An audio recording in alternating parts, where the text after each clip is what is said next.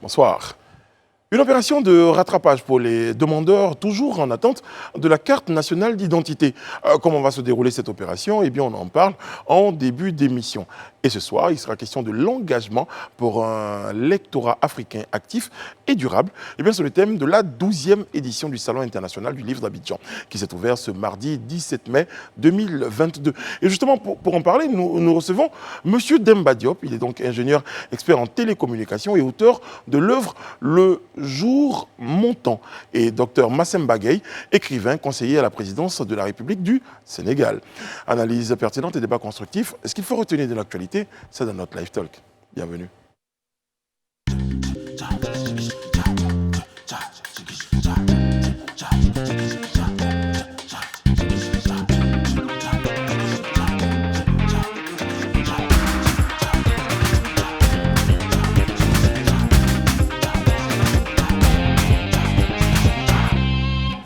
Oyez, oyez, voilà, je pose mon mug.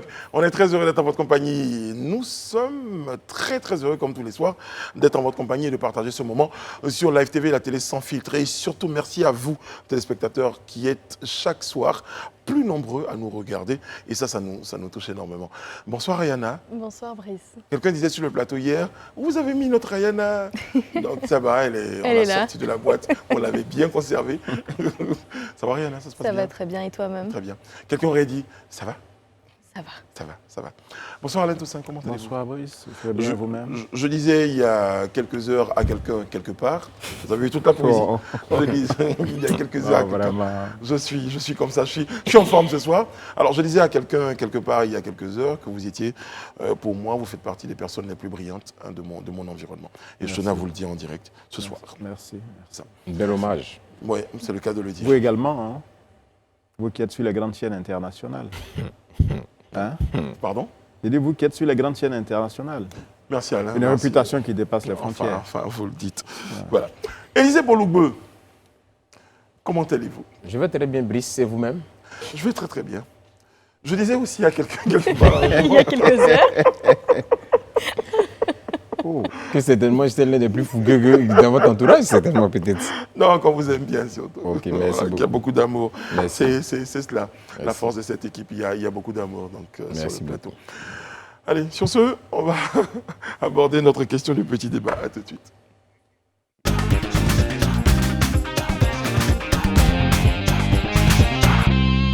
À la petite voix dans mon oreillette aussi, il y a beaucoup d'amour. 450 000 demandeurs sont toujours en attente de la délivrance de leur carte nationale d'identité. L'ONESI a lancé ce mardi donc une opération spéciale. Alors attention, c'est ce dont nous allons parler. Monsieur Alain Toussaint, si j'ai bonne mémoire sur ce plateau, oui. Vous évoquiez le fait que vous l'avez. Vous l'avez, attention. Ben non, je ne l'ai pas. C'est le reçu. Ça fait exactement 2 ans oui. que je suis en attente d'une carte d'identité. Ouais. Voilà, on m'a envoyé des SMS pour dire que... Au début qu'elle était prête. Voilà, et puis après les portées disparues. Ouais. Voilà. Je pense que je fais partie certainement des 450 000. Justement, c'est ta posée question, M. Bolougbe. Est-ce que M. Alain Toussaint fait partie des 450 000 demandeurs en attente? Parce qu'apparemment, il y a des conditions. Non, bien sûr, je pense que selon ce qu'on a lu, effectivement, les cas similaires à ceux de Alain Toussaint font effectivement partie des 450 000. Parce qu'il est dit ceux qui éventuellement ont fait l'enrôlement depuis belle lurette et qui n'ont jusque-là pas eu leur carte et tout ça, donc sont invités à se rapprocher de l'ONESI pour qu'on essaie de voir. Donc je crois que M. Alain Toussaint son cas s'inscrit dans cette dynamique-là, ceux-là qui se sont fait enrôler, et même pour certains, comme il le disait si bien, eu même un SMS qui leur demandait de passer et retirer leur carte et qui sont partis, qui ne l'ont pas eu, donc sont aussi concernés par cette action de l'ONESI. Réanassi, vous faites partie de ceux qui étaient très pessimistes sur les questions de délai, en disant qu'on risquait d'avoir... C'est ça. En fait, c'est une prorogation qui ne dit pas son nom. En fait, c'est une prorogation qui ne dit pas son nom et qui se justifie. Une énième prorogation. Qui se justifie par un argument qui est difficilement, j'ai envie de dire, débattable. On parle bien des blocages qui sont parfois dus à des problèmes tels que des photos qui ne répondent pas aux normes. Donc en fait, finalement, on insinue que ces blocages viendraient de formulaires mal remplis, de photos mal dimensionnées, Qui ne sont pas aux etc., qui ne sont pas aux normes. Donc on met un peu la responsabilité sur la personne qui fait sa demande, comme si la personne n'avait pas respecté en tout cas tous les critères. Mais c'est avéré aussi qu'il y a des personnes qui n'ont pas convenablement rempli leur fiche ou qui ont des photos qui ne sont pas aux normes. C'est avéré, mais avéré. c'est totalement avéré, mais il faut noter quand même que déjà on n'est pas à la première prorogation. Même si ce n'est pas une prorogation, bon, on n'est pas à la première prorogation quand même. Ce processus a l'air d'être loin d'être terminé parce que 450 000 demandeurs qui sont toujours en attente, et ils ne sont pas en attente parce que c'est en train d'être produit, ils sont en attente parce qu'il y a des erreurs qu'on doit revoir. Donc qu'est-ce qui nous dit que quand ces personnes reviendront pour qu'on puisse remettre à jour leur formulaire, il n'y aura pas encore des erreurs? Moi je pense qu'il faut vraiment trouver une solution un tout petit peu, je ne sais pas, qui tienne sur la durée. Moi j'ai pas eu l'occasion, parce que je crois que ma carte d'identité elle est encore valide. Mais lorsqu'on va faire une carte d'identité, normalement, si votre photo n'est pas aux normes, ça se voit ou pas? Oui, logiquement. Vous l'avez fait comment, oui. Logiquement, enfin, moi, je ne comprends pas ce feuilleton interminable de la carte d'identité. Nous sommes quand même un grand pays, la Côte d'Ivoire, et des millions de citoyens qui n'ont pas de documents d'identité, et puis la moitié d'un million, un demi-million donc de personnes qui doivent aller refaire la procédure. Je trouve vraiment c'est du bricolage. L'État investit... Non, mais je vais terminer. Vous êtes dur ce soir? Non, j'ai toujours eu cette position. J'estime que avant, comme on dit, on faisait les cartes d'identité dans les commissariats, c'est-à-dire dans des institutions de l'État. Là, on a donné le marché à une entreprise qui s'appelle Cimex ou je ne sais pas quoi, une entreprise belge, qui ne fait pas aussi bien qu'une entreprise nationale, notamment Snedaï, qui s'en sort très bien avec les passeports. Donc, à un moment donné, il faut quand même qu'on mette fin à cela. Mais j'avoue que quand ça se fait dans les commissariats aussi, quand même, non, il y a aussi des plaintes quand même aussi. Non, s'il y a les outils, c'est-à-dire la technologie, parce que moi, j'ai été faire ma carte d'identité, on m'a pris en photo, et quand je regarde effectivement ce document, je me dis peut-être que c'est la photo qui n'est pas aux normes. Oui. Mais je ne suis pas parti avec un document, c'est-à-dire avec une photo faite à l'extérieur. Ils m'ont pris en photo. Donc, je suppose que le personnel est formé, outillé. Maintenant, rien n'a dit que certainement ou peut-être que des documents ont été mal remplis, mais ce sont les agents de l'ONESI qui remplissent les documents. Donc, comment se fait-il que ces documents soient mal remplis? Mais à l'époque, vous aviez des documents qui manquaient, par exemple? Non, moi, j'ai tout donné. J'ai donné tout ce qu'il fallait, extrait de naissance, voilà. Enfin, j'ai justifié de ma qualité d'Ivoirien pour pouvoir avoir ce document d'identité. Voilà. Et franchement, il faut que l'État se penche sur la question parce qu'on dépense des dizaines de milliards pour tenter de procurer des documents d'identité, ce qui est un droit à chacune et à chacun des Ivoiriens. Et là, on constate que malheureusement, ceux qui sont en charge de ce processus n'arrivent pas à le mener correctement. Finalement, c'est dites-moi, permettez-moi de dire, c'est peut-être une bonne nouvelle finalement pour les personnes qui sont dans cette situation-là, pour dire qu'on va se pencher spécifiquement sur leur cas.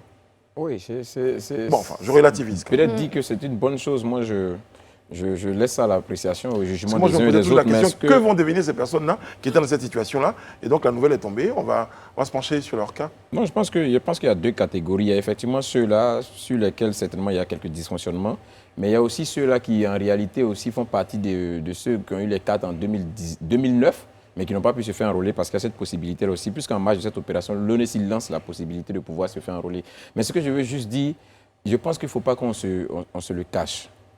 Je crois que les dysfonctionnements qui sont évoqués ici ne sont pas le fait des pétitionnaires, ce n'est pas le fait de ceux qui viennent se faire enrôler. On va relativiser, ce n'est pas toujours... Ce n'est pas le fait de ceux qui... Non, quand j'explique que ce n'est pas le fait... Bon, oui, parce que moi, je ne viens pas, on ne me tend pas une feuille, je finis de remplir et puis je prends ma route, je pars. Il faut une saisie informatique. C'est suivi, voilà. Donc, il y a un certain nombre... Expliquez-nous, pour les téléspectateurs qui ne sont pas... Moi, par exemple, je ne sais pas. Oui. Quand on arrive pour faire ça, vous avez les documents qu'on vous a demandé, votre extrait de naissance, ainsi de suite. C'est quoi le process? Il prend les documents, il les met dans une tablette, voilà une tablette qu'il a, où il enregistre toutes vos données à l'intérieur. Il finit, il vous prend une photo. Donc, en réalité, vous ne pouvez pas être responsable. La seule et unique chose là où vous pouvez être responsable, c'est de donner des informations qui ne sont pas justes. Ou des documents qui Des manquent. documents qui ne sont pas justes, des documents falsifiés, comme le directeur nous disait la dernière fois, qui peuvent faire l'objet après de contrôle et on se rend compte que ce n'est pas normal. Mais si c'est pour l'enregistrement, alors que les cas qu'on nous évoque ici, par exemple, quand on parle de la photo, ou qu'on parle des noms qui auraient été mal écrits et tout ça. Ou bien ça, des timbres. Voilà, des timbres qui Des auraient timbres manqué. non conformes, Donc on se rend ouais. compte Alors que que les agents cette peuvent vérifier. responsabilité, en réalité, n'est pas du fait du pétitionnaire. Moi, je veux qu'on soit honnête de le reconnaître. Le dire, ce n'est pas fuir ses responsabilités, mais je pense que c'est le début d'une solution. Il y a eu un souci avec les agents qui enroulaient. Je pense qu'à un moment, certainement, soit la formation n'a pas été correctement faite auprès de ceux-là qui devaient être sur le terrain pour faire ce travail-là. C'est une possibilité. Je ne dis pas que c'est ça, mais je dis que c'est une possibilité. Ou soit il y a eu un laisser-aller, il n'y a pas eu de contrôle dans le suivi de cet enrôlement. Parce qu'il est arrivé des moments où quand même, on nous a dit que les centres étaient ouverts et puis on est parti, on a vu qu'il n'y avait pas d'argent. Donc certainement d'autres peuvent ne même pas venir, ou bien ils laissent quelqu'un d'autre faire alors que peut-être on doit le faire à deux pour être plus vigilant. Vous Donc, vous soutenez donc que ce n'est pas la faute des pétitionnaires? Non, moi je pense que la situation n'est pas la faute des pétitionnaires. Ou comme je l'ai dit, si ça devait être la faute des pétitionnaires, on sait dans quel cas en fait.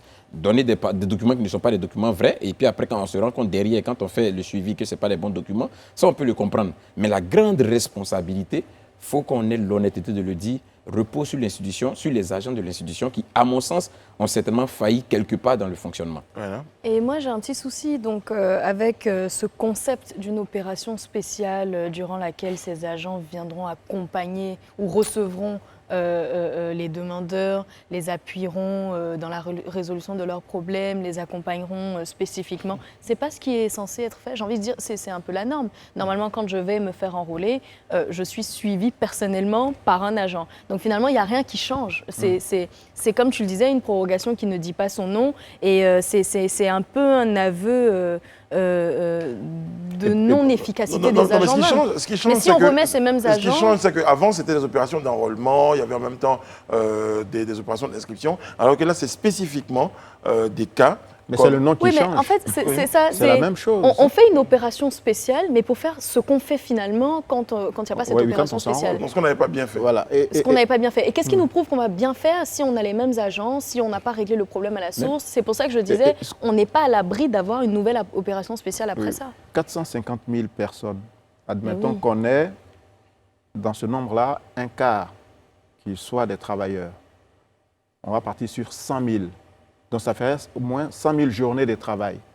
Si on prend 8 heures de travail en moyenne, ça fait 800 000 heures. Vous imaginez ce que cela coûte aux entreprises et à l'État d'avoir des gens, des personnes, qui vont prendre une journée ou deux pour aller faire, pour la énième fois, des documents d'identité. Oui, mais pourquoi vous pensez que ça dure une journée ou deux, monsieur Landous? Mais bien sûr que ça durera une journée, puisqu'on prendra une journée pour aller faire ces papiers. Vous connaissez bien le pays, on sait comment ça marche. Est-ce que vous avez pris une journée pour faire les vôtres? Ben oui, j'ai pris une journée. Je suis arrivé à 7h30 et puis j'ai terminé à midi. Quand vous terminez à midi, qu'est-ce que vous pouvez faire après? Parce que là, à l'époque, peut-être que tout le monde venait. Alors à l'époque, il n'y a pas 20 ans, il y a à peine 2 ans. Voilà, le 21 mai, ça ferait exactement 2 ans que j'ai été enrôlé et je n'ai pas ma pièce d'identité. Donc, à un moment donné, il faut voir le coût économique et social de tout cela. Voilà. Si je travaille à Port-Bouët et que je dois prendre une journée ou même partir en journée à Abobo parce que c'est mon lieu de résidence, voyez un peu ce que cela coûte. C'est-à-dire, à un moment donné, il faut vraiment qu'on modernise les choses. On n'est pas à l'ère de l'âge de la pierre. À un moment donné, il faut trouver la procédure qui permette aux Ivoiriens de ne plus subir des désagréments. Ça fait 30 ans qu'on est dans les histoires d'identification. On a tout essayé, les sociétés privées, etc. Redonner à l'État ce qui lui revient, les commissariats, les sous-préfectures, les préfectures. Si ces institutions sont dotées des outils, des moyens, je pense qu'elles réussiront à délivrer dans les délais les documents qu'il faut à la population. Lisez. Ok, moi je voudrais tout de suite répondre à la question et soutenir Rayana quand elle dit par exemple que c'est une opération, c'est la même opération mais qui ne dit pas son nom. C'est vrai parce que quand on parle de rattrapage, on rattrape quelque chose qu'on estime qui n'a pas été, qui n'a pas été fait. Donc on est toujours dans cette même dynamique-là de refaire le même processus. Moi, je le dis, on peut Même, accepter au moins qu'on corrige un peu. Mais c'est ce que je dis, il n'y a pas de problème. Mais je me dis c'est la même opération qui se poursuit d'une manière ou d'une autre. Non, mais on n'est même pas en train de corriger, parce que corriger, c'est déceler les failles, dire bon, on a des agents qui ont été peut-être incompétents, on les a remplacés par d'autres agents qui sont mieux formés, qui pourront appuyer ce processus. Et là, ça donne du sens. Mais on ne nous dit rien, on nous dit juste qu'il y a eu des erreurs, il faut revenir faire. Non, Rana, je pense que c'est sous-entendu. En fait, ils ne peuvent pas le dire, mais comme je le disais tantôt, je crois que si on est arrivé, et comme eux-mêmes le disent, pour corriger un certain nombre de choses et satisfaire les 450 000 demandeurs, c'est parce qu'on estime à un certain niveau que nous-mêmes, on a une part de responsabilité dans le fait que les uns et les autres n'ont pas reçu le 4. Je me dis que c'est un aveu qui ne dit pas forcément son nom. Mais ça, c'est une réalité. Maintenant, comme on le dit, l'erreur est humaine, mais persister dans l'erreur est diabolique. Non, mais sur 1 demi-million de personnes, franchement. Non, je viens à ça fait beaucoup. L'erreur est humaine, mais persister dans l'erreur est diabolique. On peut s'être trompé, on peut avoir mal fait, mais si on se rend compte qu'on a mal fait, il faut qu'on se donne les moyens de bien faire pour cette fois-ci. Parce qu'on n'aura pas de rattrapage dans le rattrapage. Ça, je pense que ça ne sera pas aussi juste, ça ne sera pas aussi conséquent avec soi-même. Ça pourrait être possible, on l'a eu 3 fois, on déjà avec les prolongations.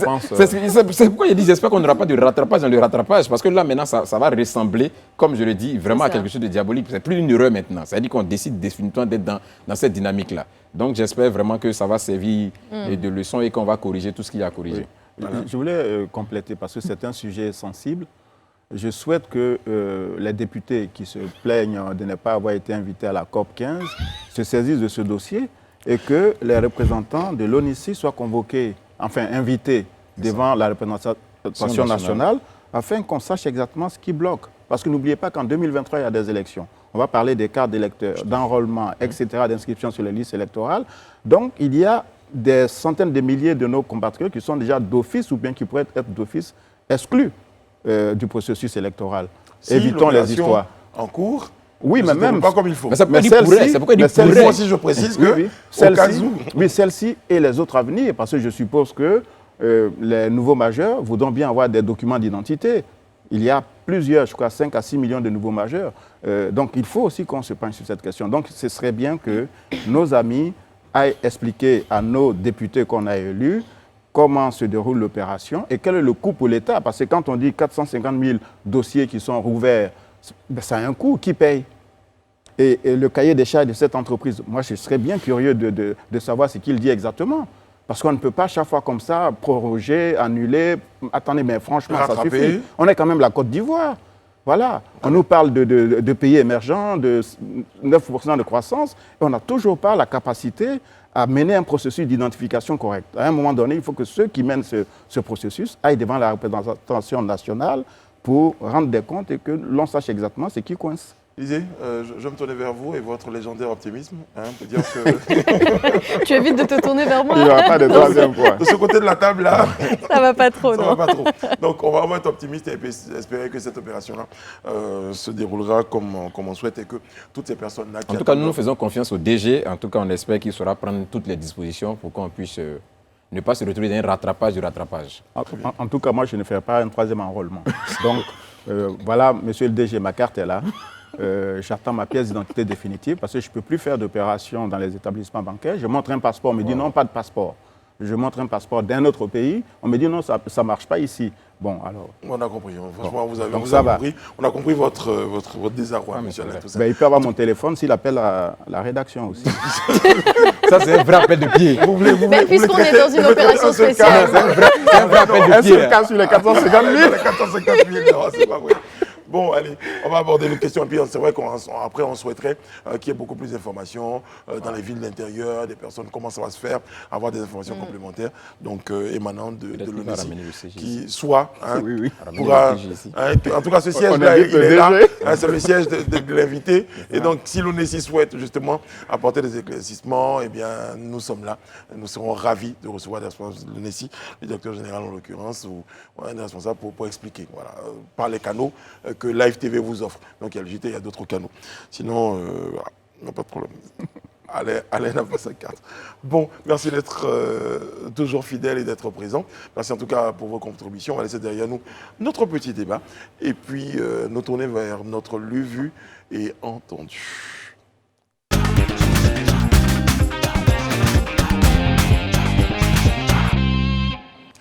Et ce lu, vu et entendu est relatif à des agents de santé donc, qui seraient impliqués donc, dans 2 affaires qui fait grand bruit, en tout cas, qui a fait grand bruit ce week-end sur les réseaux sociaux. Écart de conduite des agents de santé, une affaire de malade abandonné dans une ambulance. Vous avez entendu parler, Réna? Oui, apparemment, donc un ambulancier et une sage-femme auraient été déférés à la MACA.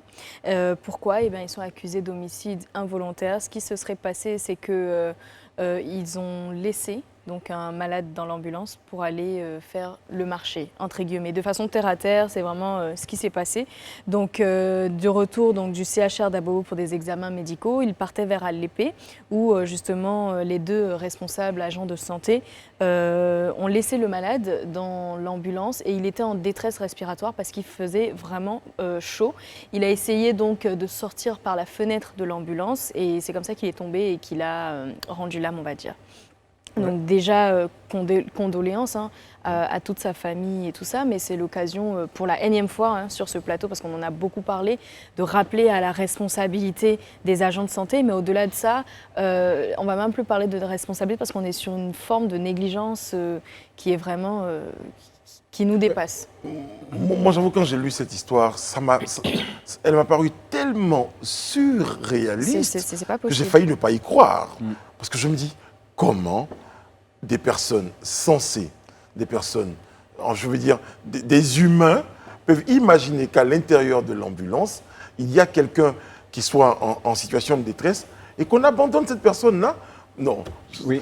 Vraiment, il faut que je... Mais je pense que c'est une affaire dramatique, regrettable. Mais à l'origine, d'abord, le malade, enfin le défunt, arrive d'Alépé pour Abobo. Ils font des examens et dans l'attente des résultats, l'ambulancier, qui se prend pour un taxi-ambulance, le promène dans la ville pour, je crois, sur le chemin du retour, on lui dit de partir, que les résultats viendront après. Moi, je pense qu'il y a des dysfonctionnements, bien sûr l'ambulancier, mais l'établissement déjà où le patient arrive. Parce que quand on arrive d'Alépé pour Abobo, la première des décisions, c'est d'interner. Voilà, de garder ce malade. Peut-être qu'ils n'ont pas les moyens Après, peut-être qu'il n'y a pas les moyens peut-être qu'il n'y a pas les techniques. Oui, mais ça, moyens, ce sont des suppositions, mais je veux peut-être que dire, le médecin n'a pas jugé nécessaire de le garder. Oui, mais aussi. Une ambulance n'est pas une salle de repos. Vous voyez, voilà. Si il a quitté Alépé pour Abobo, cela veut dire qu'il y avait une urgence. Et on l'a vu après dans l'ambulance, quand il suffoque et il tente de s'échapper, il meurt. Mais dans l'ambulance, il est censé être... en fait, c'est ça. Dans il est l'ambulance, censé il est être porté vers accompagné. un Il y a centre tout de un santé plus dispositif. performant. C'est ça. Ouais. Non, mais il y a tout un dispositif même dans l'ambulance. On ne peut pas vraiment se prononcer sur, j'ai envie de dire, le diagnostic ou la gravité du cas dans lequel il se trouvait. On n'a pas d'informations là-dessus. Mais je pense que s'il s'est retrouvé dans cette ambulance pour aller vers Alépé, il y avait bien une raison. Dysfonctionnement. Mais ça Dysfonctionnement. devient... Il venait d'Alépé. En fait, Allez, vous parlez de dysfonctionnement, d'où il vient d'ailleurs encore, ça c'est pas un débat. Oui. Mais l'autre dysfonctionnement, c'est qu'il y a dans l'ambulance l'ambulancier Oui. et la sage-femme. Et la sage-femme Mais qui est censée prendre soin de lui. de prendre. Il n'a pas le droit enfin, il ne doit pas l'autoriser à monter dans l'ambulance parce que ça ne marche pas comme ça. De quel droit est-ce qu'elle monte dans l'ambulance? Mais c'est pas ça la question, Alain. Mais si, que ça marche comme ça ou que ça ne marche pas comme ça, on a un malade qui est dans une ambulance. Non, Donc, la question, c'est pas de savoir s'il devait être dans l'ambulance. L'ambulancier, à la base, de ce que il devait repartir, mais il se trouve que cette dame devait aussi partir sur Alépé. Donc, à la base, c'est l'ambulancier et le malade. Oui, voilà, donc, exactement. Donc, cette dame n'a pas sa place dans l'ambulance. Donc, je pense que, voilà, quand je parle de dysfonctionnement... Est-ce que c'était un monsieur qui s'apprêtait à coucher pour dire qu'il avait besoin de l'assistance d'une sage-femme?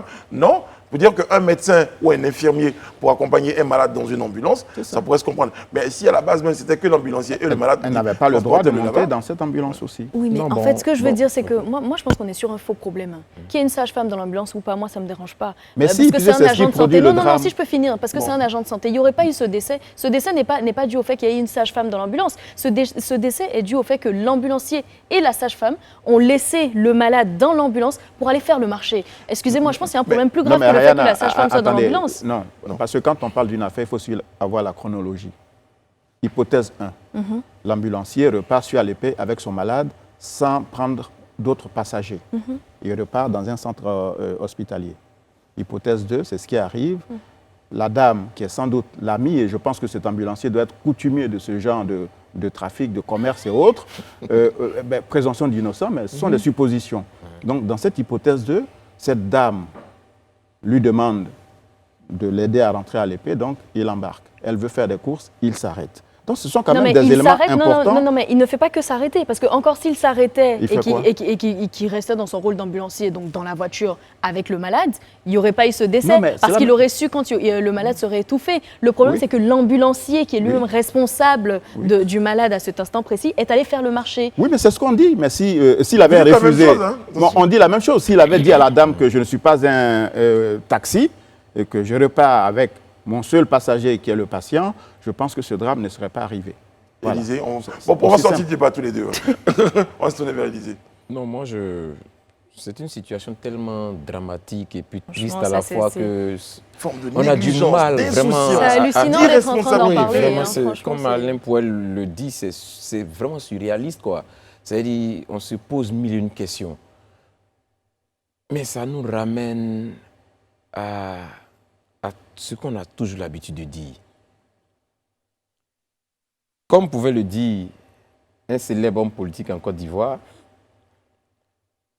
quand on a raté des notes, on peut les rattraper quand on a raté des cours parce qu'on est enseignant. Mais dans le cas des soins de la maladie, quand on a raté, il n'y a pas de retour, la personne meurt. Mais ce qui est encore dramatique, c'est dire que c'est humiliant même pour la Côte d'Ivoire. Qu'on se retrouve dans une telle... Non. Peut-être que vous allez trouver que c'est un peu trop, mais je trouve que c'est humiliant. Pourquoi je dis humiliant? Pas forcément pour les responsables nationaux, ce n'est pas ce que je veux dire.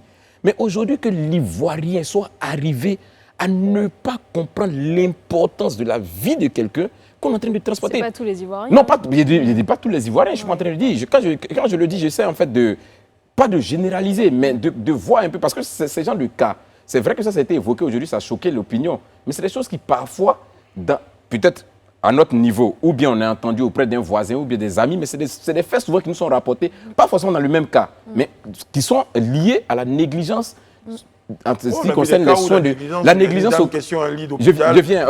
des soins de santé et tout ça. Je trouve que arriver un moment, c'est des choses dont on ne doit même plus pas, on ne doit plus évoquer même, parce que ça ne doit même plus se faire. Surtout quand on voit ce qui s'est passé par le passé. Tous ces levées de boucliers, parce qu'on a été face à des scènes, ce qui s'est passé au CHU de Cocody, au CHU d'Angré, toutes ces choses qui, à chaque fois, ont fait que la population s'est émue. Qu'on revienne encore se retrouver dans une telle situation. Par contre, cet ambulancier, je ne sais pas, on en parle, mais cet ambulancier, je ne sais pas comment on peut l'intégrer dans le corps de la médecine. Mais en fait, souvent, c'est un chauffeur. Non, mais il a aussi une responsabilité. Vous savez, il y a la coalition des syndicats de la santé. Il n'a pas le serment d'Hippocrate. Ils ont indiqué qu'il y a souvent des insuffisances qui sont constatées dans la mise en œuvre même de l'activité de ces ambulanciers-là. Et c'est pour ça qu'ils ont appelé le ministère à pouvoir définir un arrêté pour pouvoir au moins réglementer aussi ce secteur d'activité. Mais moi, je veux dire, au-delà d'être un ambulancier, au-delà d'être un ambulancier, c'est là où je vais peut-être rejoindre Élisée, c'est qu'on est humain d'abord, avant d'être un ambulancier. J'ai pas besoin, moi, d'être ambulancière pour avoir dans ma voiture un malade et savoir que je ne peux pas le laisser seul parce qu'il risque de s'étouffer. Je veux dire, c'est absurde. Et ce que je voulais dire, c'est d'autant plus dramatique que 1000 hôpitaux, aussi modernes fussent-ils, ne changeront pas les mauvais comportements. Or, il faut bien que les gens changent. C'est ça. Parce qu'on peut doter nos hôpitaux de toutes les dernières technologies, de tous les plateaux performants, mais tant que les gens ne changeront pas de comportement et leur rapport à la maladie et aux malades, tant qu'ils ne changeront pas, on arrivera toujours à ces drames-là. Parce que ceux qui arrivent dans les hôpitaux, ce n'est pas parce qu'ils ont souhaité y aller en vacances, c'est parce qu'il y a eu une nécessité, il y a eu urgence. Alors quand on est ambulancier, qu'on ne comprend pas, excusez-moi, je ne les incrimine pas, mais il se trouve que, bon, c'est un ambulancier, comme ce fut le cas des médecins, d'infirmières et autres. Quand on travaille dans le milieu médical, on doit quand même avoir un comportement responsable. Un minimum de conscience. Voilà. Vous avez un malade à bord. Quelle idée d'aller marquer une pause pour aller faire le marché.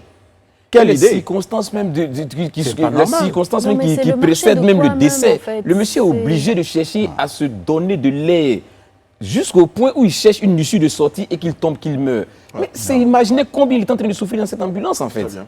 Donc vraiment, je pense qu'il y a... Et le deuxième cas aussi qu'on a vu, aussi, ce second cas dont on n'a forcément pas trop le temps de parler, mais qui est aussi un cas qui relève un peu le niveau, je dirais, un peu de négligence. Quelqu'un qui arrive à 8 heures à l'hôpital, à qui on n'arrive pas à trouver une place parce qu'on est en train de chercher une place. Parce que les explications du médecin qui a été interrogé après... Il essaie de libérer un lit. Voilà, on essaie de libérer un lit de 8 heures à 11 heures. 3 heures de temps? Mais attends, pour qu'on puisse voir s'il y a un lit disponible ou pas dans un hôpital, je ne pense pas qu'on a besoin de 3 heures. Non, mais ça, par contre, c'est un autre débat, parce que même dans les pays, en France, on a vu pendant la Covid, on a vu qu'il y a des hôpitaux où il n'y a pas de lit disponible. Mais, Non, mais tu parles d'une pandémie. Je parle d'une pandémie. Non, On a vu ce que la pandémie a vu. Laissez-moi terminer. Oui. Pour dire que vous parlez du CHR de Dalois.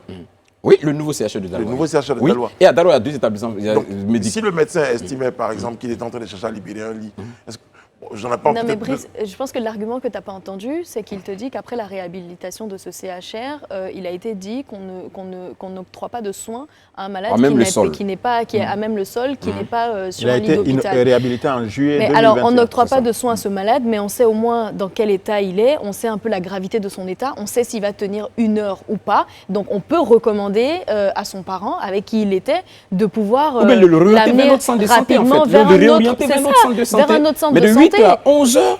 pour trouver un lit. C'est Après, ça pose même le problème des capacités, de la façon dont ces choses-là sont gérées. En tout cas, je pense qu'on va revenir. On aura l'occasion de revenir donc, de façon peut-être... Mais demandez aux Ivoiriens de payer leurs impôts. L'État aura plus de moyens pour investir dans le domaine de la santé que les entreprises, celles qui fraudent, arrêtent cela, parce qu'on a besoin de leur contribution pour que le pays puisse remplir certain nombre de missions.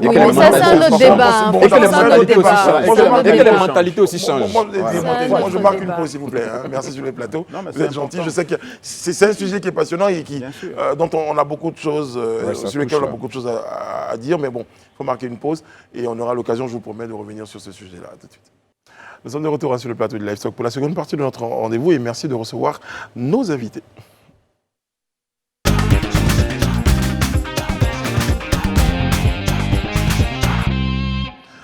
Monsieur Demba Diop est avec nous ce soir. Bonsoir, comment ça va? Bonsoir, Brice. Merci, je rappelle donc que vous êtes expert en télécommunication. Et vous êtes là à la faveur donc, de ce roman, Le jour montant. Donc on aura l'occasion d'en parler. Merci. Et puis nous sommes très très heureux de recevoir donc docteur Massamba Gueye. Bonsoir docteur. Bonsoir. Merci d'être ce soir notre invité. Nous en parlons parce que je le disais, il y a le SILA, le Salon international du livre d'Abidjan, qui a ouvert ses portes. Et à cet effet, le Sénégal est invité d'honneur de cette 12e édition. Docteur Gueye, qu'est-ce que ça représente pour vous d'être présent à cet événement-là? C'est déjà un honneur pour le Sénégal d'être désigné par la Côte d'Ivoire comme pays invité d'honneur. Parce que nous rappelons quand même la Côte d'Ivoire a suffisamment de relations internationales, suffisamment d'opportunités pour désigner d'autres pays. Mais comme on dit chez nous, la proximité existe. Mais à côté de la proximité, il y a aussi l'affection. C'est une marque d'affection pour le peuple ivoirien de dédier l'invitation au Sénégal. Pour moi, c'est un honneur. Un honneur pour d'abord le pays que je représente. C'est pourquoi nous avons une forte délégation de 24 personnes, donc dirigée par le ministre de la Culture et de la Communication. C'est pourquoi aussi, au-delà du ministère, la présidence m'a délégué pour venir. En tant que membre du cabinet, mais en tant qu'auteur aussi. C'est pourquoi aussi les universités du Sénégal ont désigné les chercheurs. C'est pourquoi nous avons amené l'un des meilleurs écrivains africains, Boubacar Boris Diop, mais avec Ken Bougoul. Donc on a choisi vraiment la crème de la crème pour venir ici. Demba Diop, la question elle est pour vous également. Magnifique opportunité de pouvoir rencontrer des écrivains. Tout à l'heure on parlait de monsieur Diop, bon, l'autre Diop, d'accord, mais d'autres écrivains. Absolument, c'est une grande opportunité, mais je tiens à dire que je ne fais pas partie de la délégation du Sénégal. On le sait, tout amalgame et toutes choses confondues par ailleurs. Et que je suis bel et bien ivoirien et que je représente les écrivains ivoiriens. Mais c'est ça la jolie histoire Oui, non, mais c'est important pour les téléspectateurs qui n'ont peut-être pas cette notion des choses et qui peuvent confondre les choses parce que le nom quand même s'y prête. Exactement. Donc je profite pour préciser ça. Ouais. Et puis effectivement, pour moi c'est formidable d'être associé à cet événement, d'autant plus que je ne suis pas un auteur. Je me considère vraiment comme un apprenti écrivain. C'est la première fois que je me plie à l'exercice. Je suis un ingénieur, comme vous avez dit. Je suis un homme d'affaires. Et donc, rencontrer ces auteurs, rencontrer ces acteurs, c'est pour moi une chance inouïe que je n'avais pas eue. Un vrai partage d'expérience. Donc je m'adressais à Dr Gay en vous demandant pour un auteur, mais aussi à Monsieur Diop, qu'on considère sur ce plateau comme auteur, puisqu'on a le livre en main. Pour un auteur, c'est quoi l'opportunité de participer au SILA? Pour ce salon-là, il y a 2 spécificités. La première, c'est que c'est un salon porté par des éditeurs et accompagné par l'État. C'est extrêmement rare. Dans le domaine du sport, l'État délègue par agrément la gestion du football à une fédération. Dans le domaine de la culture, généralement, l'État est jaloux de sa gestion et ne délègue pas à des éditeurs l'organisation d'un événement exceptionnel. Donc, ce qui est bien pour un auteur d'y participer, c'est un rendez-vous entre collègues. Les éditeurs sont les promotionnaires, ceux qui font la promotion, et les producteurs. Mais quand ils organisent, eux, ils organisent pour leur économie. Ils organisent pour la réussite de leur activité. C'est différent d'un État qui organise. Ce qui est bien ici, c'est que l'État organise parce que l'État met un pied dans les moyens et l'État vient présider. C'est rare que je vois une ouverture avec 2 ministres qui co-président. Toutes les 2 étant des femmes, la ministre de la Culture et de la Francophonie et la ministre de l'Éducation nationale. Mais qui toutes les 2 viennent à un événement porté de bout en bout par des éditeurs et les éditeurs étant des privés. Ça, c'est la première opportunité. La deuxième, c'est que lorsqu'on ne se confronte pas aux autres, le génie littéraire disparaît. Il y a un danger pour un écrivain, c'est de s'asseoir sur une sincérité de la foi acquise. Et le deuxième danger pour un auteur, c'est de s'isoler des autres. Le meilleur écrivain est celui qui lit le plus les autres. Et venir à ce salon-là, c'est retourner à sa modestie, se rendre compte qu'on n'est pas le centre de l'univers, voir des gens qui écrivent plus que vous, voir des gens qui écrivent mieux que vous, et voir des gens dans leur modestie de leur écriture, je pense que c'est une expérience exceptionnelle. En tout cas, je rappelle que la première partie de cet entretien, là, on va aborder donc la question de l'environnement du livre, du SILA, et puis après on aura l'occasion, dans la deuxième partie, d'aborder chacune des œuvres là que... Je pense que M. Diop n'a pas donné sa réponse. Si. Oui, non, mais écoutez, pour moi, je n'ai pas ce niveau de densité ni de proximité des personnes qui sont organisatrices. Je suis aussi là juste en tant qu'auteur, primo-auteur en plus. Donc pour moi, c'est une opportunité de pouvoir présenter mon livre aux acteurs du secteur, mais pas seulement, à tout le monde, tous ceux qui sont intéressés à lire et à lire l'histoire que j'ai racontée. Et puis, c'est également, ça a été pour moi ce matin l'occasion de découvrir le SILA de l'intérieur. J'ai été d'ailleurs très surpris de constater que la culture en Côte d'Ivoire était extrêmement polarisée. Ça a été quelque chose pour moi d'assez révélateur. Mais je crois que ça, ce n'est pas le sujet. Ouais. Allez-y. Non, allez-y. Non, je voulais juste faire un commentaire. Justement, quand tu disais que ce n'était pas l'occasion, on aura l'occasion de revenir là-dessus. Je peux vous assurer. Alors, est-ce que le travail de l'écrivain africain n'est pas compliqué compte tenu de la faiblesse du pouvoir d'achat? Est-ce qu'il trouve son lecteur? Parce que si vous écrivez, il faut bien que l'ouvrage arrive au public. Mais on sait les réalités économiques. Est-ce que cela est pour vous une source de démotivation ou au contraire, vous continuez en dépit de cette situation socio-économique? C'est parce qu'il y a une faiblesse d'accès, une faiblesse de pouvoir d'achat que des salons ont un sens. Parce qu'ils donnent l'occasion de préparer l'achat. Ils donnent l'occasion de se donner les moyens d'aller chercher. Le grand problème aujourd'hui pour un écrivain africain, c'est de décider de vivre totalement de sa plume dans un environnement où toute la chaîne de production ne fonctionne pas. Et je dis souvent aux gens, l'argument de la faiblesse du revenu économique est un argument fallacieux. Je donne un exemple. J'ai été enseignant, professeur de français pendant 20 ou 25 ans. Je suis enseignant-chercheur à l'université. Je dis toujours à mes étudiants, vous me dites que vous n'avez pas les moyens d'acheter le livre de Demba Diop, mais votre téléphone coûte combien de livres? 400 000. Ce que vous portez sur votre tête, mademoiselle, coûte combien. C'est la culture de l'achat du livre qui pose problème. Donc l'écrivain africain n'est pas confronté juste à un défaut de pouvoir, mais il est confronté surtout à une culture de l'achat du livre et aussi la photocopie et le partage. Mais je pense qu'il y a quand même une économie du livre qui fait que des livres peuvent sortir et les droits d'auteur dans des pays organisés, les droits d'auteur peuvent quand même permettre à des auteurs d'avoir des revenus. Je parlais de l'auteur là cette fois. Il va répondre. Non, je vais rebondir dessus. Je suis d'accord avec le professeur. Effectivement, c'est un argument fallacieux. Mais je pense, moi, pour ma part, en tant que premier écrivain, qu'il faut savoir aussi vendre le livre. Ce que j'ai trouvé, encore une fois, j'ai un regard de novice et de primo-écrivain. Ce que j'ai trouvé, c'est que les auteurs sont dans un monde qui est un peu le leur aussi. Ils publient presque pour d'autres auteurs. Ils publient pour des lecteurs qui sont d'habitude des lecteurs. Et je trouve que moi, aujourd'hui, je suis confronté à des gens qui sont intéressés, qui me disent « je n'ai jamais lu, je ne suis pas un lecteur, mais j'ai décidé d'acheter votre livre ». Parce que ça m'intéresse, parce que j'ai donné quelques extraits sur Twitter, sur Facebook, etc. Et je pense, hein, si je puis me permettre, que la plupart des auteurs ne sont pas des marketeurs, ne sont pas des hommes d'affaires. Et je pense que peut-être qu'ils gagneraient un peu plus aussi à apprendre à mieux vendre. Mais il y a un deuxième aspect à ça, c'est que le livre aussi produit localement, imprimé localement, permet aussi de juguler les aspects des prix. Alors, j'ai envie de la prochaine question. Docteur, justement, lorsque vous produisez un livre, est-ce que derrière, il y a une politique marketing en se disant, j'ai sorti un livre, je vais peut-être le promouvoir. Est-ce que ça, par exemple, ça existe dans la... Ce n'est pas le rôle de l'auteur. On est dans des métiers différents. C'est ça. Le rôle, la promotion du livre, le marketing autour du livre, c'est le rôle de l'éditeur.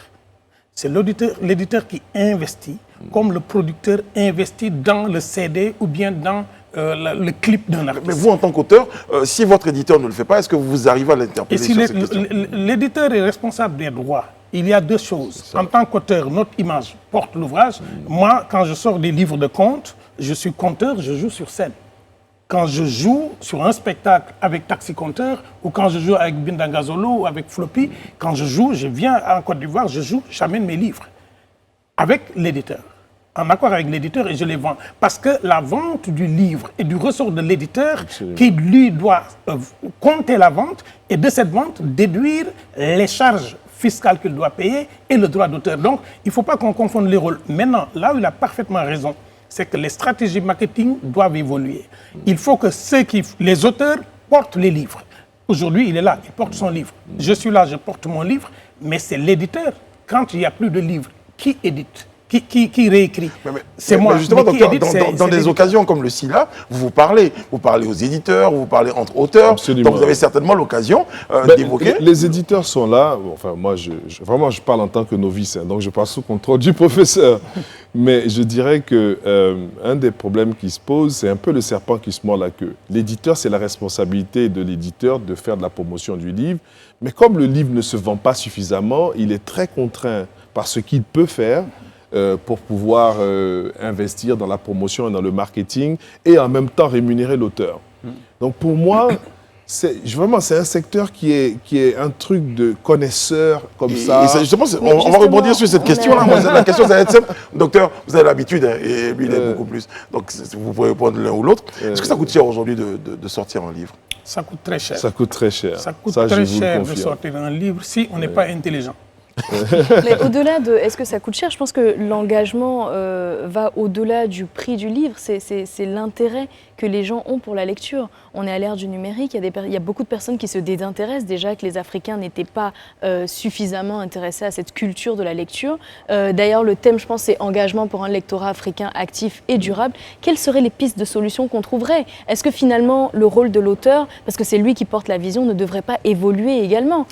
Il y a plusieurs. Moi, je vais essayer de répondre. Il y en a plusieurs. Moi, ce que je vais faire, je vous donne la permission d'avoir le temps de réflexion, comme dans les jeux. Je vous donne le temps de réflexion. On va à la pub. J'ai une question qui ne porte pas sur le livre, qui concerne le Sénégal. Ah, la culture. Avec plaisir. Très bien. Il y aura tout ça à cette émission. Nous sommes de retour sur le plateau du Live Talk pour la deuxième partie de notre rendez-vous, de notre entretien en compagnie de nos invités. Monsieur Demba Diop, il est auteur de cet ouvrage, Le jour montant. Et puis, nous sommes très heureux de recevoir donc Dr Massamba Gueye avec un autre ouvrage, Arroatoire, autorégénérescence du compte. On aura l'occasion d'en parler. Mais j'avais promis juste avant la pub donc, des éléments de réponse à la question de la belle Rayana. Non, ce que je disais, c'est qu'il faut changer les stratégies marketing et de communication. Fondamentalement, aujourd'hui, il y a des réseaux sociaux qui existent et il y a différentes manières aussi de vendre le livre. Le livre se vend de manière électronique, il y a le livre audio aussi aujourd'hui qui fait fureur dans une autre frange de la population. C'est-à-dire, ce n'est pas des gens forcément qui vont lire ça, c'est des gens qui préfèrent écouter en voiture, dans les embouteillages, etc. Il faut savoir toucher ça. Je pense aussi que la manière même dont on communique la vente d'un livre, elle doit évoluer. Les éditeurs, en tout cas jusqu'ici, ils ne font pas forcément des vidéos, ils ne font pas forcément du slam, ils n'associent pas forcément au rap. Je pense qu'il faut démocratiser la culture, si je puis m'exprimer ainsi, parce que moi je parle en tant que néophyte, et ceux qui me suivent, ce n'est pas forcément des gens qui lisent. C'est pas, ceux qui cherchent à lire ça, ce n'est pas forcément des gens qui sont intéressés par la culture par la du livre.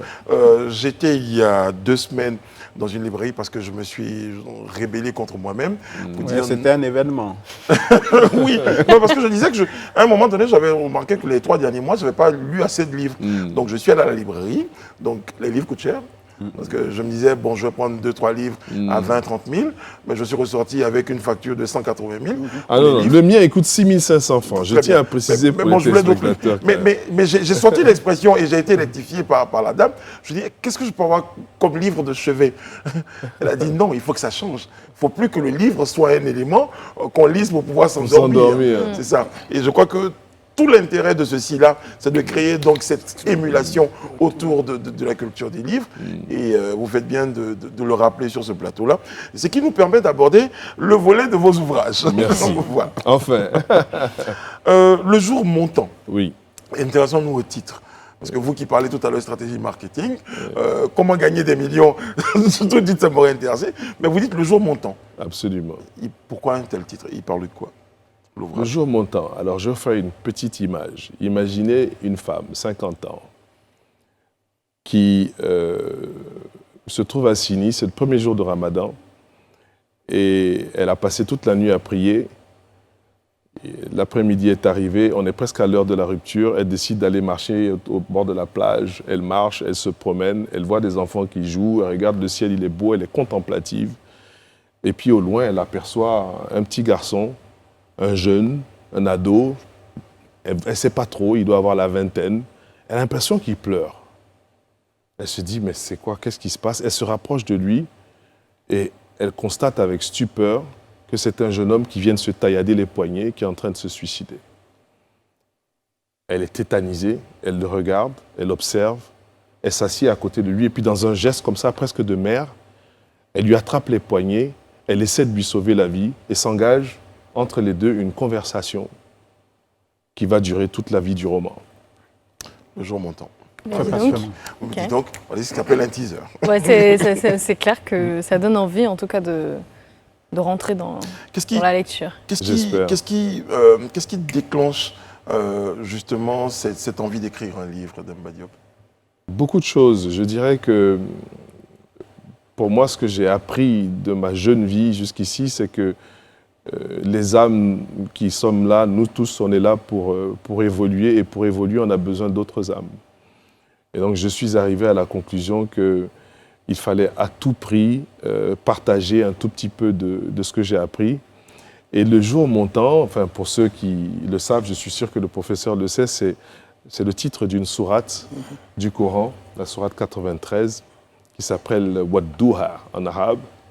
Et en fait, le livre aurait pu s'appeler « Par le temps ». Par le temps parce qu'il y a une autre sourate, qui est la sourate 103 du Coran, qui dit à peu près les mêmes choses que je voulais transcender dans le livre. Et par le temps, ça commence par, je vais rapidement le faire, c'est très rapide, c'est la sourate 103, ça dit « Bismillah ar-Rahman ar-Rahim, wal asr » par le temps. إن الذين آمنوا وعملوا الصالحات وتواصوا بالصبر وتواصوا بالحق. Ça veut dire nous sommes, nous les êtres humains, décidément en perdition.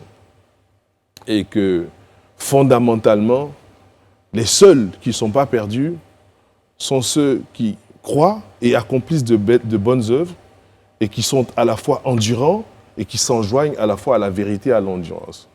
Je pense que c'est ça, c'est ce message que j'ai voulu transmettre, c'est un message de foi, un message d'espoir, un message de persévérance et puis de partage. Et justement, je crois hein, quand je regarde un peu le contenu comme ça et certains commentaires, c'est que c'est un peu comme un recueil de conseils pour les jeunes. Pourquoi cette cible? Pourquoi avoir... à quel moment on se dit « j'écris pour donner des conseils aux jeunes » ? Ce n'est pas vraiment un recueil de conseils. C'est vraiment un roman qui raconte la vie de 3 individus qui se rencontrent et qui partagent. Mais c'est vrai qu'à travers cette rencontre, ils échangent et à travers leurs échanges... Il en ressort des moralités. On apprend en tout cas à faire la différence et à comprendre pourquoi on souffre en soi. Et le pourquoi on souffre en soi, pour moi, ça se résume à une seule chose. Notre destin, notre histoire, elle est liée à ce qui nous a emmenés là, aujourd'hui, et ce qui nous emmène demain. Je prends Brice, par exemple. Très peu de personnes savent que son père, paix à son âme, était roi. OK ? C'est un prince. Donc, quel que soit ce que lui, il va faire dans sa vie, animateur, à la radio, à la télévision, tant qu'il ne va pas arriver à lier l'ensemble de la royauté qui coule dans ses veines à son métier, à sa passion, il ne pourra pas accomplir son destin. Je prends M. Toussaint. Très peu de personnes savent, par exemple, que son fils, à lui, est un grand agent sportif, qui vient de devenir, d'ailleurs, grand-père il n'y a pas longtemps. C'est marrant, mais lui-même, c'est un politique de renom qui a été conseiller politique. Mais agent sportif et puis conseiller politique, c'est un peu la même chose, finalement. Son fils ne réalise peut-être pas, mais tant que son fils, à lui, ne va pas arriver à trouver le lien entre ce que lui, il fait, que son père a toujours fait, et à trouver et à partager ce lien-là, lui-même ne va pas arriver à son destin. Je ne sais pas si vous comprenez ce que j'essaie de dire. Et c'est ça, fondamentalement, ce que j'essaie de transcender dans ce livre. Très bien. Docteur Massemba Gueye, je vois que vous écoutez Demba Diop avec beaucoup d'intérêt. Jeune auteur, vous, un peu plus longtemps dans l'exercice, regard sur ce jeune auteur-là. En fait, c'est ce qu'il nous faut en Afrique. Ce sont des écrivains qui ont un discours. Et parce que quand on a dit, en écho à votre question, madame, quand on a demandé à André Gide quel est le rôle de l'écrivain, il a dit « inquiéter, tel est mon rôle ». Il en est dont le rôle est de plaire et il n'en est que de trop. Le rôle de l'écrivain, ce n'est pas d'éclairer le monde. Le rôle de l'écrivain, c'est d'être la torche du monde. Chacun doit prendre la responsabilité de prendre la torche pour éclairer son monde. Donc, quand j'entends ce discours d'un jeune ancré dans la religion, mais qui convoque des valeurs du patrimoine traditionnel à la fin de son discours, en parlant de royauté, c'est cet éclectisme-là qui nous porte. Un écrivain qui n'a pas de discours ne peut pas amener les gens à apprendre. Et je pense que c'est une fierté pour moi d'être à côté de lui. Et je vais juste lui demander d'arrêter de dire « je suis primo-écrivain ». L'un des meilleurs écrivains sénégalais, africains, s'appelle Cheikh Hamidou Kane. Absolument. Et l'ouvrage qu'il a porté pendant 50 ans, c'est l'aventure ambiguë. Absolument. Le gardien du temple est sorti vers les années 90. Oui. Donc, on peut écrire 1000 livres et ne pas être un écrivailleur et écrire une pépite et devenir une référence dans l'écriture. Donc là où vous amenez les gens, vous demandez aux gens de faire la connexion entre leur destin, leur idéal, leur passé, pour que l'artère de leur vie soit la veine de leur passé, je vous demande vous aussi de vous dire, j'ai écrit un livre. Est-ce qu'une femme qui a un enfant n'est pas suffisamment mère? Est-ce que celle qui a 10 enfants est plus mère que celle qui a un enfant? C'est la problématique qu'il faut se poser et je pense que c'est une fierté d'être à côté de lui. Ah ben écoutez, l'art oratoire, dans toute son essence, dans toute sa quintessence, avec vous, docteur Gueye, vous êtes l'auteur de cet ouvrage-là, Oratoire, auteur de naissance du conte. Moi j'ai envie de vous dire, parlez-nous un tout petit peu de cette œuvre, parlez-nous du conte, de la beauté de cette œuvre. Vous savez, un jour, un enfant a dit à son père, je suis plus intelligent que toi parce que tu m'as appris tout ce que tu savais de la vie. Et le père lui a dit, tu vas chez ton oncle et tu restes là-bas pendant 2 ans. Tu reviendras, tu me diras si tu es plus riche que moi en savoir. Il fait 2 ans à côté de son oncle, il revient. Et il dit à son père, si tu cherches un nulard patenté, certifié ISO 2022, c'est mon nom. Le père lui dit pourquoi? Il dit, j'ai fait 2 ans à côté de lui. Il n'a pas ouvert la bouche une seule fois. Le père lui dit, mon fils, tu es passé à côté de la leçon essentielle de ta vie. Absolument. Ton oncle t'apprenait à te taire. Absolument. Le sens des mots n'est pas dans ce qu'on dit, le sens des mots est dans le silence qui suit. Bravo. Tierno Bokar. Apprendre à parler, c'est apprendre. Sauf que ce n'est pas ma référence. Absolument. Ce n'est pas ma référence. Ma référence est ailleurs. Oui. Mais on est en connivence. Parce que dans mon bureau, dans mon espace de recherche, j'ai mis le nom de Amadou Hampâté-Bâ. Absolument. Mais en face, j'ai mis le nom de mon grand-père. Parce que j'ai dit, si votre père est suffisamment héros, votre mère suffisamment héros, vous n'avez pas besoin de poser un poster autre que leur poster dans votre chambre. Absolument. Et le conte, c'est ça. C'est amener la personne à se réconcilier avec lui-même, faire rire très rapidement, mais ramener à la réflexion à la fin du récit. C'est pourquoi il est différent de l'humour, différent de la blague, parce qu'il porte et charrie l'humour, mais à des fins pédagogiques.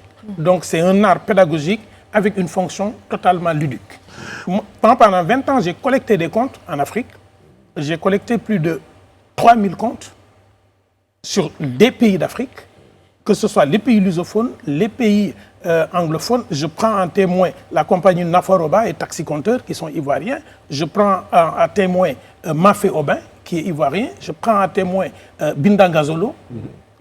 Ce travail-là, c'est après maintenant, vous posez la question, Demba est jeune, Madame est jeune, vous, jeune couple, qu'est-ce que vous racontez à vos enfants le soir? Absolument. C'est pourquoi j'ai pris 28 comptes à la fin et je les ai analysés et j'explique à chaque Africain que ce qu'on appelle le storytelling, les publicités, les stratégies marketing qu'on va apprendre dans les grandes écoles occidentales, c'est bien. Mais tout est ici. Tout est chez nous. En tout cas, moi je suis convaincu qu'après cette émission-là, de nombreux téléspectateurs souhaiteront vous rencontrer aussi là où vous êtes, certainement en fonction jusqu'au de 17. jusqu'au 17 en Tout fonction à de votre fait. emploi du temps. Moi, je serai là-bas tous les jours, tous les jours. après-midi jusqu'au 17, Inch'Allah. C'est cela. Dama Diop, merci beaucoup. C'est moi Ça a qui été un vous vrai remercie. bonheur, J'avais ça a ma été un vrai question. plaisir. Pardon? J'avais une question. Ah oui, mais bon, je promets Une question importante. Oui. Je sais, La mais restitution on est en culture, la restitution des œuvres sénégalaises ont été répertoriées par feu Abdoul Aziz Guissé et d'autres. Il y avait une commission spéciale. Où en est cette restitution? 15 secondes pour la réponse, parce que là, sinon, Rapidement. je vais Non, me mais faire taper sur les c'est un doigts. sujet important. Ça va très vite. Je suis membre du conseil d'administration du musée des civilisations noires. Ce travail, avec Abdoul Aziz Guissé que vous évoquez, c'était le directeur du patrimoine culturel. Il est décédé. C'est avec lui que j'ai porté le dossier d'inscription du Thiéboudienne à la liste du patrimoine. La question qu'on pose, c'est que tous les biens pillés, volés, achetés, vendus à la sauvette, qui appartiennent à l'Afrique, doivent impérativement revenir et que personne ne nous dise ce que nous allons en faire. Un voleur n'a pas à demander au propriétaire ce qu'il fera de ses biens restitués. C'est la position du Sénégal. Très bien. Merci beaucoup, docteur Massamba Gueye. Merci beaucoup, Demba Diop. Merci, Rayana. Merci, Alain Toussaint. Et vous aurez eu les remerciements de mon roi de père pour cette évocation que vous avez faite de lui. Qu'il soit béni là où il est. Oh, Prince, conclut l'émission. Nous disons merci également à la ministre de la Culture de Côte d'Ivoire, Madame Olmar, merci beaucoup. C'est la fin de notre rendez-vous de ce soir, il a été riche. C'est émouvant. Passionnant. Et Passionnant. Merci beaucoup. Rendez-vous demain sur ce même plateau-là, prenez Merci. soin de vous et des autres, que Dieu veille sur vous, que Dieu veille sur la Côte d'Ivoire et sur l'île. Merci. Merci.